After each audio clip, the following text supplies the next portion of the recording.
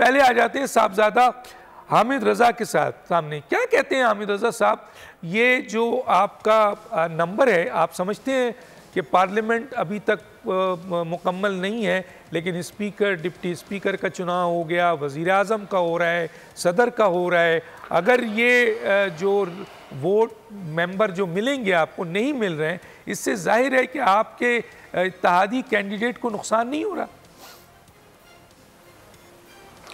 जी बिस्मिल्लाहिर्रहमानिर्रहीम। डॉक्टर साहब बहुत शुक्रिया। देखिए, मैं ये बात अर्ज़ कर दूं कि जितनी बड़ी तादाद खैबर पख्तूनख्वा में है, हमारे पास 90 MPs हैं वहाँ पर, और 92 हमारे पास नेशनल असम्बली के अंदर हैं, और इसी तरीके से पंजाब के अंदर 109। इतनी बड़ी तादाद का जो हक़ है मखसूस सीटों का, जब आप उसे रोकते हैं और उसके ऊपर को फ़ैसला भी अनाउंस नहीं करते, तो ये बड़ी एक नेचुरल और कुदरती सी चीज़ है कि फिर शकूक व शुबहात पैदा होते हैं। देखिए, मेरा ज़ाती नुक्ता नज़र ये है, ये मैं अगेन वज़ाहत कर दूँ ज़ाती, कि मेरा पर्सनल पॉइंट ऑफ व्यू ये है कि इलेक्शन कमीशन ऑफ पाकिस्तान शायद सदर पाकिस्तान और उसके बाद सेनेट के इंतखाबात का वक्त गुजारना चाहता है, क्योंकि हमारी कैलकुलेशन के मुताबिक अगर हमारी ये मखसूस नशिस्तें हमें मिलती हैं तो सेनेट के अंदर PTI और सुन्नी इत्तेहाद कौंसिल अक्सरियती पार्टी होंगे, और अगर हम इन 7 नशिस्तों से महरूम रहते हैं, यानी इन मखसूस नशिस्तों के ऊपर हमारी कम अज़ कम 7 सेनेट की सीटों का इन्हसार है, अगर हम उन नशिस्तों से महरूम रहते हैं तो ज़ाहिर है हमारी अक्सरियत को अक़लियत में बदलने की कोशिश की जा रही है। और ये कौमी असम्बली में भी हुआ, 5 सूबाई असम्बलियों के अंदर भी हुआ। पंजाब के अंदर हमारे 75+ MPs जो हैं उनके रिज़ल्ट तब्दील किए गए। नेशनल असम्बली के अंदर मेरे पास जो इस वक्त डेटा है वो 60 MNAs का आ चुका हुआ है, जिनके कंप्लीट फॉर्म 45 थे, उनका रिज़ल्ट तब्दील किया गया। बल्कि अब उल्टा ये काम हो रहा है कि हमारे जो MNAs हलफ उठा चुके हैं, जिस तरह हमारे लोधरा से कंजू साहब के मुकाबले के अंदर हमारे कैंडिडेट थे वो हलफ उठा चुके थे, फैसलाबाद से हमारे सादुल्ला बलोच साहब हलफ उठा चुके थे।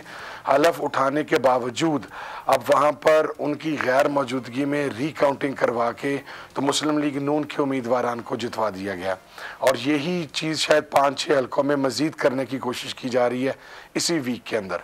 तो यकीनन ये डाका है, ये शबहून है, और ये हक से महरूम करने वाली बात है। देखिए, इलेक्शन कमीशन का अगर नुक्ता नज़र ये है कि ये हमें नहीं मिलनी चाहिए तो डिसाइड करें। आज 4 दिन हो गए हैं, फैसला महफूज है, हमें बताएं, हम कोर्ट ऑफ लॉ में जाएं, वहाँ से अदालत जो फैसला करे वो तस्लीम करें सब लोग।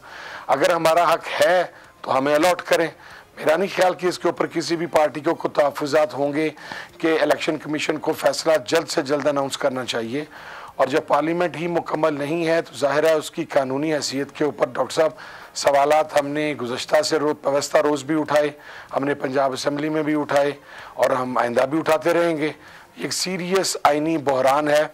अगर मोहतरम चीफ जस्टिस ऑफ पाकिस्तान साहब दरखुरे एतना समझें, अगर यहाँ पर उनकी जो रग है जमहूरियत की, फंडामेंटल राइट्स की और ह्यूमन राइट्स की, वो अगर थोड़ा जागे और ख्वाब खरगोश के जो गफलत के मज़े ले रहे हैं उससे वो बेदार हों, तो शायद हमें किसी जगह से कोई रिलीफ मिल जाए। बाकी उन्होंने भी यही साबित किया है कि इस मुल्क के अंदर कानून भी बिकता है, इस मुल्क के अंदर इंसाफ भी बिकता है। ठीक है, सब्सक्राइब करें और बेल दबाएं ताकि कोई खबर रह न जाए।